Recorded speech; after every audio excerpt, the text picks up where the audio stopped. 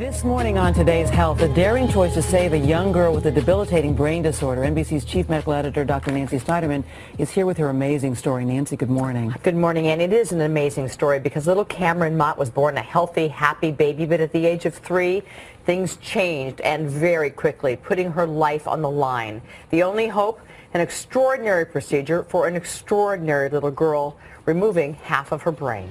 The Mott family started their days like most other families. However, within an hour of awakening, their days were abruptly turned upside down. At the age of 3, their daughter Cameron started to have seizures, up to 10 a day. Within 20 minutes or so, she would have her first seizure, and then they would just continue throughout the day. It was not any quality of life for her. After almost 3 years of seizures, multiple medications, and no answers, Cameron's cognitive intelligence was declining and she was barely talking. She wore a helmet all the time because her seizures were just so aggressive and violent, and she would just get hurt so often. Cameron was finally diagnosed with a rare condition called Rasmussen syndrome, an autoimmune disease that causes destruction of one side of the brain.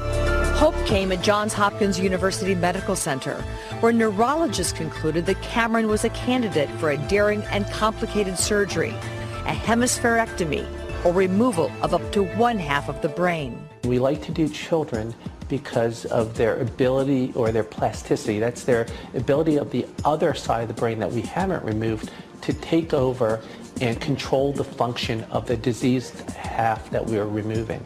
After a long but successful surgery, Cameron was left with only the right half of her brain and awakened completely paralyzed on the left side of her body. The real challenge was just beginning. After surgery, she needs immediate therapy. And the more therapy she gets, the faster that she's going to recover that side that's become paralyzed.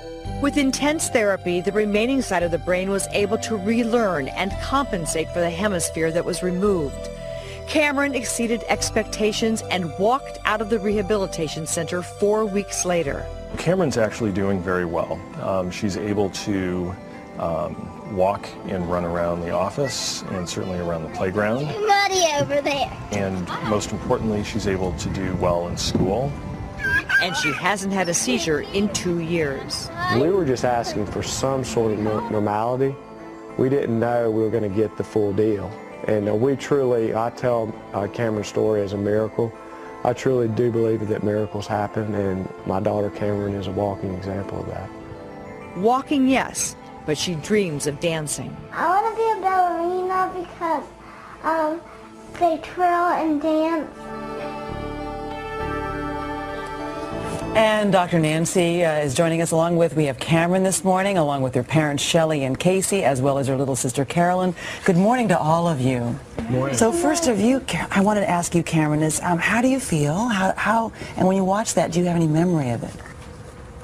No. No, you don't remember any of it? No. No? Not at all. And how are you doing today?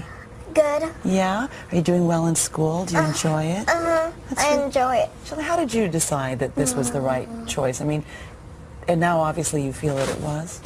It was absolutely the right choice. And really for us, when we knew what she had, and we knew that this was our only option to help her, the risk was something that we were willing to deal with because her quality of life was so poor. A very heart-wrending decision for you. It was. For any parent. Very scary, because you just can't imagine what your child will be like after such a dramatic brain surgery. It just doesn't seem like they could be the same child, really. Is she the same child, Casey?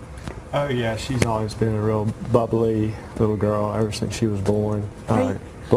Blonde curly hair as a baby, and we more or less lost our daughter and got her back with surgery. How long did that take, that relearning period, Shelley? It was pretty intense. When we got home, it was 10 hours a week of very intense therapy. She started right back to school and has just come a very long way. Therapy has really just tapered off recently. Cameron, you want to be a ballerina? Yes, I want to be a ballerina. Oh, we will just celebrate that day when you're a ballerina. So keep twirling, darling. Okay? Deal?